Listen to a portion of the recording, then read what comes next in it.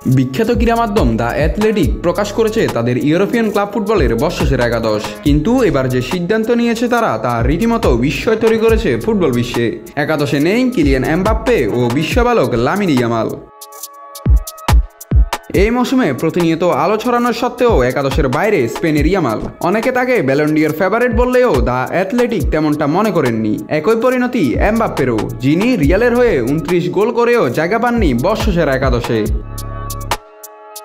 The অ্যাথলেটিকের প্রকাশিত একাদশের আক্রমণ ভাগে আছেন ব্রাজিলিয়ান রাফিনা, যিনি নির্বাচিত হয়েছেন বর্ষসেরা ফুটবলার হিসেবেও। বাম উইংয়ে তার দাপট অনস্বীকার্য।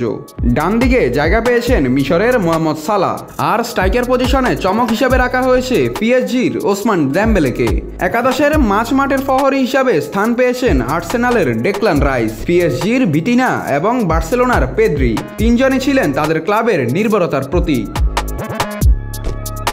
আর রক্ষণভাগে পিএসজির দুই ফুলব্যাক নুনো মেন্দেস ও আশরাফ হাকিমি, সেন্টার ব্যাগে ইন্টার মিলানের বাস্তনি ও লিভারপুলের অভিজ্ঞ ভ্যান ডাইক, আর গোলবারের নিচে রিয়াল মাদ্রিদের থিবো কর্তুয়া।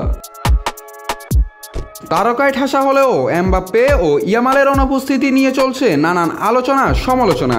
ফুটবল শুধুই সংখ্যা আর পরিসংখ্যান নয়, এটা আবেগ, দৃষ্টিভঙ্গি আর বিতর্কের খেলা।